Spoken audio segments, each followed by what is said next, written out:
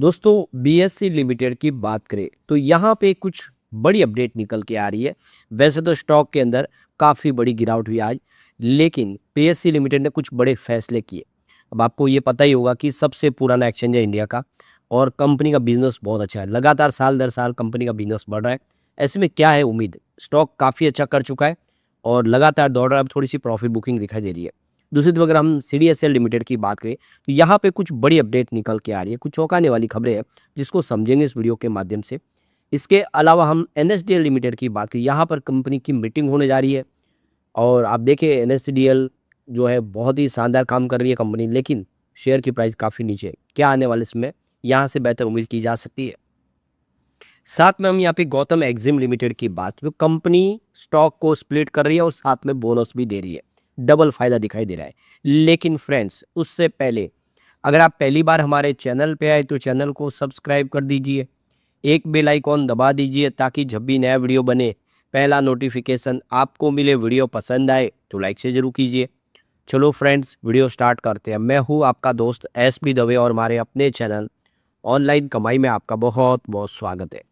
सबसे पहले BSc limited के कारोबार की बात करें तो 3881 पे क्लोजिंग थी, जहाँ पे 3.78% की गिरावट देखने को मिली। काफ़ी ज़्यादा गिरावट हुई है। तो सुबह देखिए कि शुरुआत तो पॉजिटिव हुई थी, लेकिन उसके बाद आप देखिए 4100 का हाई बना के जो इसने गिरावट बनी, दबाव स्थिति बनी, वो 3822 तक चला गया। तो एक फ्रेश हाई बनाने के बाद स्टॉक में फिलहाल थोड़ा सा प्रॉफिट बुकिंग दिखाई दे रहा है, क्योंकि काफ़ी अच्छी दौड़ लगा चुका है स्टॉक। 2000 से 4,500 तक पहुँचा है।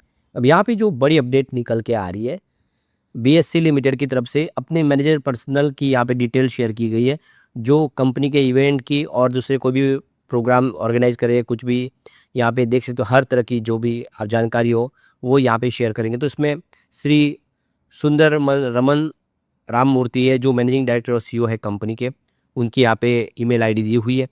इसके बाद में श्री दीपक गोयल है जो चीफ फाइनेंशियल ऑफिसर है कंपनी के, उनकी भी यहाँ पे आईडी दी हुई है, कांटेक्ट आप कर सकते हैं।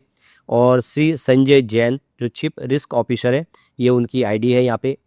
और मिसेस गीता गंगाधरन जो चीफ रेगुलेटर ऑफिसर है, और उनकी भी आईडी यहाँ पे दी गई है। इसके अलावा श्री विशद भट्ट जो कंपनी सेक्रेटरी और कंप्लायंस ऑफिसर है, यहाँ पे उनकी आईडी। तो ये जो भी अधिकारी है, जो सीनियर लेवल के मैनेजर लेवल के अधिकारी है, जो हर तरह के इवेंट की जानकारी शेयर करेंगे, उनकी जानकारी यहाँ पे दी गई है। एक और जो बड़ी अपडेट निकल के आ रही है, तो कंपनी की तरफ से कहा गया कि बड़ा इवेंट होने जा रहा है कंपनी का, और ये बुधवार 10 जून 2026 को होगा, जिसमें देखते एक्सिस मैक्स लाइफ इंश्योरेंस के साथ में इनका ये इवेंट होगा। ये एक इन्वेस्टर मीटिंग होगी फिजिकल रूप से मुंबई में, और ये 1-to-1 मीटिंग होगी जिसकी जानकारी दी गई है। तो ये आपको ध्यान रखना चाहिए, इसकी डेट आपको समझ के रखनी चाहिए। अब अगर हम कंपनी के रिवेन्यू की बात करें तो साल दर साल बहुत तेज़ी से बढ़ रहा है। देखिए मार्च 2023 में 953 करोड़ के आसपास था, जो 24 में 1595 करोड़ तक पहुंच गया। 25 में ये सीधा 3236 करोड़ तक पहुंच गया, जबकि मार्च 26 में ये 5114 करोड़ तक पहुंच गया। अब देखिए ये ग्राफ तेज़ी से बढ़ा है और काफ़ी तेज़ी से बढ़ रहा है लगातार। आप देख सकते हो इसमें आंकड़े सुधर रहे, और जो आप देखिए रिवेन्यू 900 करोड़ के आसपास था, वो 5000 करोड़ तक पहुंच गया 4 सालों में। तो समझ सकते हो बिजनेस कितना तेजी से ग्रो कर रहा है। ऑपरेटिंग प्रॉफिट की बात की, यहाँ पर भी आंकड़े बहुत ज़्यादा उछाल मार रहे। मार्च 23 में 297 करोड़ का ऑपरेटिंग प्रॉफिट था, जो मार्च 26 में सीधा 3299 करोड़ तक पहुंच गया, कई गुना बढ़ गया है। और ये ग्राफ बहुत तेजी से बढ़ रहा है, साल दर साल बढ़ रहा है। अगर हम नेट प्रॉफिट की बात करें तो मार्च 23 में 205 करोड़ का कंपनी को प्रॉफिट था, जबकि 26 में ये 2487 करोड़ तक पहुंच गया। ये ग्राफ वाकई में उत्साहवर्धक है। आप देखिए 200 से 700, 700 1300 और सीधा 2400, साल दर साल यहाँ पे कंपनी का जो नेट प्रॉफिट डबल होते जा रहा है, और इससे हम कह सकते हैं कि कंपनी आने वाले समय भी और बेहतर करेगी।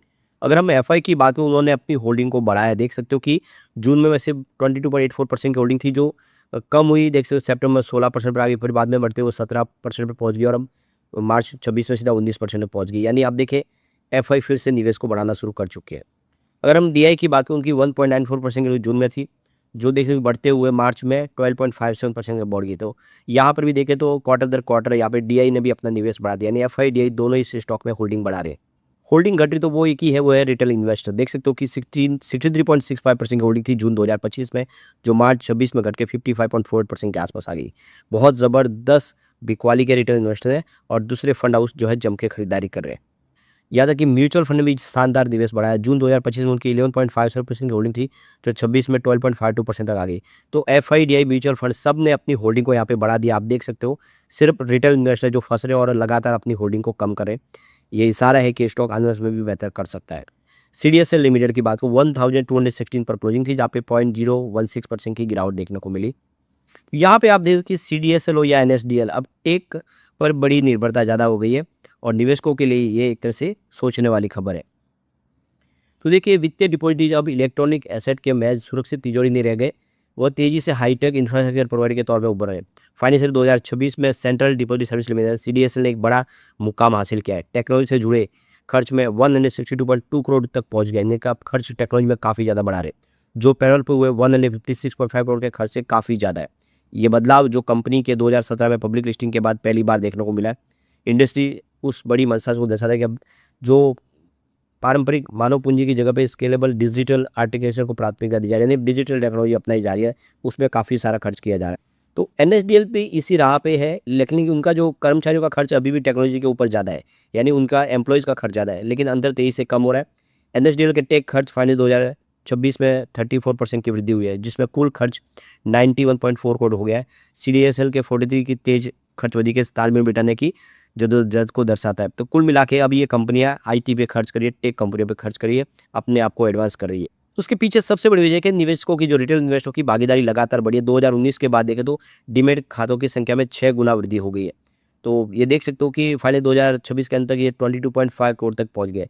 तो भारी मात्रा में इन डीमैट को संभालने के लिए अब नई टेक्नोलॉजी की आवश्यकता है। तो कर्मचारियों से ज़्यादा नई डिजिटल टेक्नोलॉजी की आवश्यकता है, जिसके ऊपर खर्च कंपनी कर रही है। तो समय बदल रहा है, सब टेक्नोलॉजी बदल रही है। इसमें आप देखिए, साइबर सुरक्षा के ऊपर भी खर्च करने की आवश्यकता है, क्योंकि बहुत सारे डिजिटल फ्रॉड होते हैं अभी। अब यहाँ पे अगर हम एनएसडीएल लिमिटेड की बात हो, 830 पर आप देखिए क्लोजिंग देखने को मिली, जहाँ पे 0.27% की तेजी देखने को मिली। तो गिरते बाजार में भी इसने पॉजिटिव क्लोजिंग देखे साबित किया है कि स्टॉक मजबूत है। तो यहाँ पे देखो कि बहुत बड़ी अपडेट निकल के आ रही है कंपनी की। यहाँ पे मंडे 8 जून 2026 को और गुरुवार 11 जून 2026, यानी 8 से लेकर 11 दिन, ये समझ सकते हो कि काफ़ी बड़ा इवेंट होने जा रहा है। 4 दिन का इवेंट होगा। इसमें बहुत सारे अलग अलग इन्वेस्टर के साथ में कंपनी की मीटिंग होगी। तो ये देखिए, जियोस्फेयर, इसके अलावा कैपिटल, इसोमेट्री, सिकारा, फैक्ट कैपिटल, कोयम्बटूर और प्रिंसिपल ग्लोबल, एलस्प्रिंग और ईस्ट ब्रिज, ये सारे के सारे अलग अलग इंस्टीट्यूशनल इन्वेस्टर हैं। उनके साथ में कंपनी की फिजिकल मीटिंग होने जा रही है, इन पर्सन मीटिंग होगी। तो काफ़ी बड़ा इवेंट होने जा रहा है कंपनी का 8 से लेकर 11 जून तक। तो ये डेट आपको खास ध्यान रखनी है।